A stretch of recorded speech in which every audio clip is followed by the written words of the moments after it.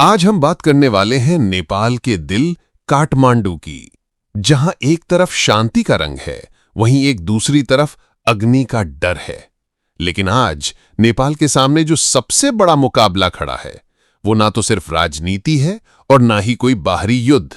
ये लड़ाई है Nepal versus social media.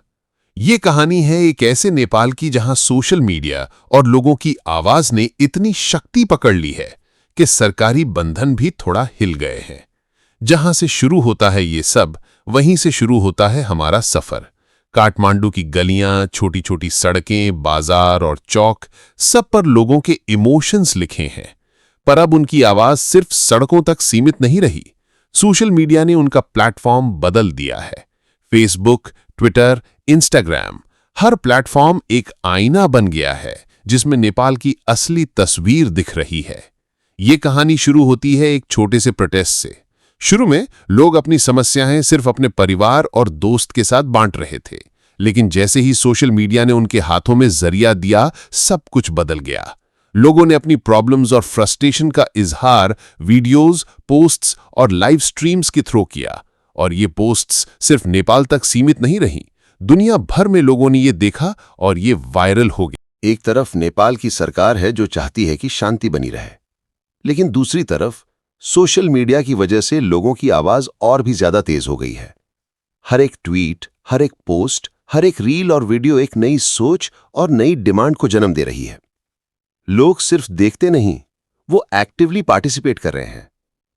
Kathmandu की गलियों में अब सिर्फ आग नहीं लग रही, बल्कि हर स्मार्टफोन की स्क्रीन पर यह आग डिजिटल रूप में भी फैल रही है। सोशल मीडिया की वजह से हर इंसिडेंट तुरंत रिकॉर्ड हो जाता है और हर इंसान का व्यू पॉइंट दुनिया के सामने आता है। ये एक डबल एज सॉर्ड है। एक तरफ ट्रांसपेरेंसी और अवेयरनेस, और दूसरी तरफ मिस इन्फॉर्मेशन और टेंशन। जब लोग प्रोटेस्ट के वीडियोस शेयर करते हैं, तब ये सिर्फ एंटरटेनमेंट का टूल नहीं रहता, ये एक पावर बन जाता है। सोशल मीडिया ने नेपाल के यूथ को एक नई शक्ति दी है, एक ऐसी शक्ति जो सिर्फ शोर मचाने तक सीमित नहीं है, बल्कि रियल चेंज के लिए प्रेशर बन रही है। ऐसे में हर पॉलिटिशियन और अथॉरिटी को सोशल मीडिया के ट्रेंड्स और वायरल कंटेंट का ध्यान रखना पड़ता है। नेपाल हिमालय की गोद में बसा एक ऐसा राष्ट्र जिसकी पहचान सिर्फ उसके पर्वतों, मंदिरों और प्राकृतिक सुंदरता से नहीं, बल्कि उसके संघर्षों और बदलावों से भी है। यहां के लोग जितने भावुक हैं, उतने ही तेज तर्रार भी। इतिहास में इस देश ने राजतंत्र देखा, क्रांतियां देखी, गणतंत्र की स्थापना देखी, और आज एक नई चुनौती का सामना कर रहा है। ये चुनौती है सोशल मीडिया। आज नेपाल की सड़कों पर जितनी भीड़ है, उतनी ही भीड़ उसके वर्चुअल स्पेस पर भी है। Facebook posts, Twitter trends, TikTok videos, Instagram reels, ये सब अब नेपाल के सामाजिक और राजनीतिक परिदृश्य को बदल रहे हैं। सवाल यह है कि क्या यह बदलाव नेपाल के लिए वरदान है या अभिशाप? Nepal versus social media. Nepal में इंटरनेट की शुरुआत 90s के दशक में हुई, लेकिन यह आम जनता तक धीरे धीरे पहुंचा। 2000 के दशक के शुरुआती वर्षों में इंटरनेट का इस्तेमाल सिर्फ बड़े शहरों और उच्च वर्ग तक सीमित था।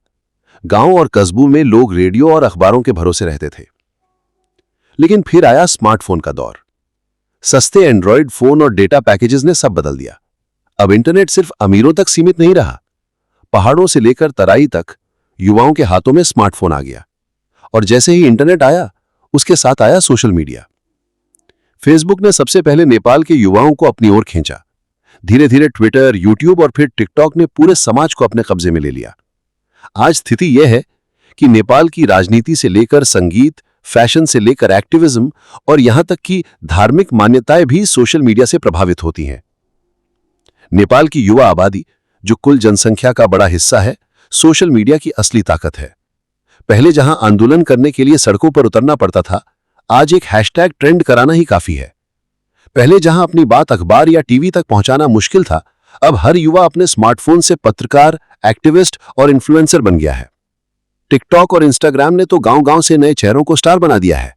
यही वजह है कि नेपाल की राजनीति भी अब सोशल मीडिया को नजरअंदाज नहीं कर सकती।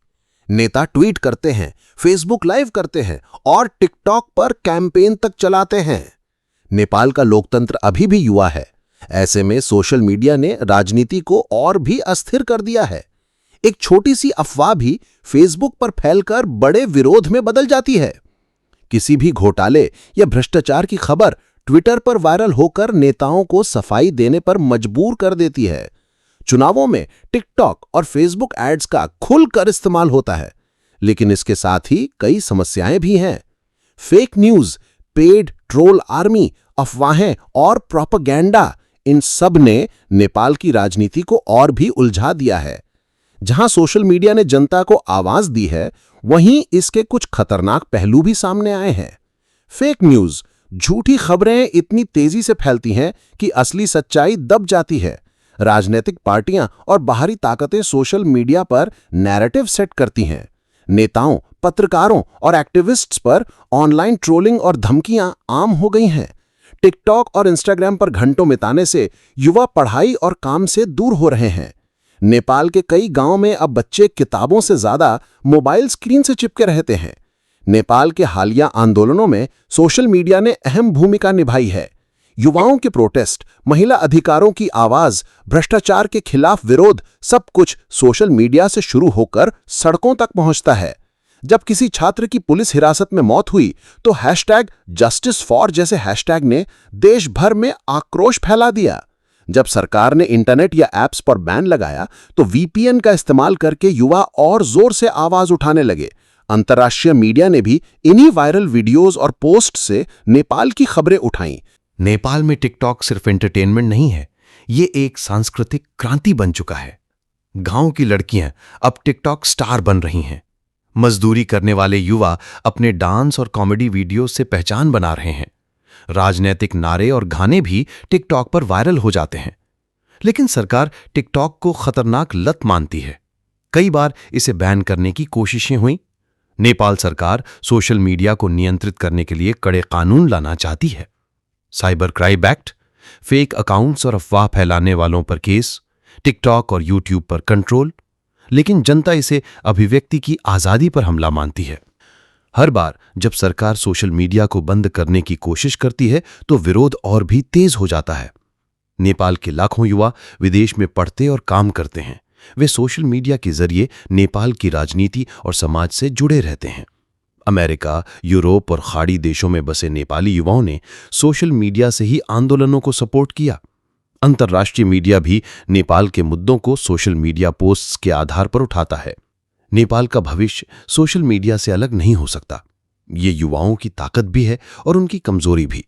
अगर सोशल मीडिया का इस्तेमाल सही दिशा में हुआ तो लोकतंत्र मजबूत होगा, भ्रष्टाचार पर लगाम लगेगी, शिक्षा और रोजगार के अवसर बढ़ेंगे। लेकिन अगर सोशल मीडिया सिर्फ अफवाहें, नफरत और समय बर्बाद करने का जरिया बना रहा तो समाज बंटेगा, राजनीति और अस्थिर होगी, युवा अपना भविष्य खो देंगे। नेपाल में सोशल मीडिया अब सिर्फ मनोरंजन का साधन नहीं रह गया है। ये एक ऐसा मंच बन चुका है जिसने राजनीति, समाज, शिक्षा और युवाओं की सोच तक को गहराई से प्रभावित किया है। गांव की गलियों से लेकर राजधानी काठमांडू की सड़कों तक आज हर हाथ में स्मार्टफोन है और हर स्क्रीन पर फेसबुक, टिकटॉक या यूट्यूब चलता हुआ दिखाई देता है। लेकिन अगर अचानक सरकार ये फैसला ले ले कि सोशल मीडिया अब बंद होगा, न टिकटॉक चलेगा, न यूट्यूब, न फेसबुक और न ट्विटर, तो क्या होगा? इस तरह के प्रतिबंध के तुरंत बाद समाज में सन्नाटा छा जाएगा। युवा जो दिन रात अपने विचार, अपने गाने, अपने डांस और अपनी कला दुनिया तक पहुंचाते थे, अचानक चुप हो जाएंगे। छोटे छोटे कंटेंट क्रिएटर्स जिन्होंने टिकटॉक या यूट्यूब से अपनी पहचान बनाई थी, अपनी आजीविका खो बैठेंगे। कोई लड़का जो गांव के खेत में खड़ा होकर गाना गाकर लाखों व्यूज पाता था, या कोई लड़की जिसने अपने डांस से नेशनल लेवल की पहचान बनाई थी, उन सबकी मेहनत एक झटके में मिट्टी में मिल जाएगी। सोशल मीडिया ने सिर्फ कलाकारों को ही नहीं बल्कि आम नागरिकों को भी आवाज दी थी। किसी छात्र की मौत पर न्याय की मांग हो, किसी महिला पर अन्याय हो या किसी भ्रष्टाचार का मामला सामने आए, सबसे पहले यही खबरें सोशल मीडिया पर वायरल होती थीं और फिर सड़क पर आंदोलन का रूप लेती थीं। बैन के बाद ये लोकतांत्रिक आवाज कमजोर पड़ जाएगी। जनता का सरकार से सीधे सवाल करने का रास्ता लगभग बंद हो जाएगा। ये भी सच है कि नेपाल की कई बड़ी खबरें और संकट अंतर्राष्ट्रीय स्तर पर भी सोशल मीडिया के जरिए ही पहुंचे हैं। 2015 के भूकंप का समय याद कीजिए, जब दुनिया को नेपाल की असल तस्वीर सबसे पहले फेसबुक और ट्विटर के जरिए मिली थी। कोविड महामारी के दौरान मदद की अपीलें सबसे तेजी से यूट्यूब और इंस्टाग्राम से फैली थीं। अगर अब सोशल मीडिया बंद हो जाएगा तो नेपाल की आवाज सीमाओं के पार पहुंचना बेहद कठिन हो जाएगी। लेकिन इस बैन के कुछ फायदे भी सामने आ सकते हैं। ये किसी से छिपा नहीं कि सोशल मीडिया फेक न्यूज और अफवाहों का सबसे बड़ा अड्डा भी है। एक झूठी खबर या एडिटेड वीडियो सेकंडों में लाखों लोगों तक पहुंच जाता है और समाज में तनाव, डर और नफरत फैला देता है। अगर सोशल मीडिया बंद हो जाए तो इस तरह की झूठी सूचनाओं का असर कम हो सकता है। साथ ही युवाओं की वो लत जिसमें वे दिन रात टिकटॉक स्क्रॉल करते रहते थे या इंस्टाग्राम पर लाइक्स गिनते रहते थे, उससे थोड़ी राहत मिलेगी। कई छात्र जो पढ़ाई की बजाय घंटों मोबाइल पर समय बर्बाद करते थे, वे अपने करियर और शिक्षा पर ज्यादा ध्यान दे सकते हैं। फिर भी सवाल वही है, क्या ये फायदे उन बड़े नुकसानों की भरपाई कर सकते हैं? क्या ये सही है कि लोकतंत्र में जनता की आवाज को पूरी तरह से बंद कर दिया जाए? बेशक फेक न्यूज और अफवाहें गंभीर समस्याएं हैं, लेकिन क्या बेहतर समाधान ये नहीं होगा कि लोगों को डिजिटल साक्षरता दी जाए, फेक न्यूज को पहचानने की ट्रेनिंग दी जाए और सोशल मीडिया कंपनियों को कड़े नियमों में बांधा जाए? नेपाल के युवा आज दुनिया से सीधे जुड़े हुए हैं। उनकी कला, उनकी सोच, उनकी आवाज और उनका संघर्ष सोशल मीडिया की बदौलत ही सीमाओं से पार पहुंचता है। अगर ये मंच छिन जाएगा तो ना सिर्फ उनकी कमाई पर असर पड़ेगा, बल्कि उनके सपनों और उनकी पहचान पर भी गहरा आघात होगा। इसलिए सोशल मीडिया बैन एक ऐसा कदम है जो थोड़ी देर के लिए कुछ समस्याओं पर रोक जरूर लगा सकता है, लेकिन लंबे समय में ये समाज को और पीछे धकेल देगा। सही रास्ता यही है कि इसके नुकसानों को समझा जाए, लोगों को जागरूक किया जाए और सोशल मीडिया का जिम्मेदारी से इस्तेमाल सिखाया जाए, क्योंकि नेपाल का भविष्य उसके युवा हैं और आज के युवा की सबसे बड़ी ताकत यही डिजिटल मंच है।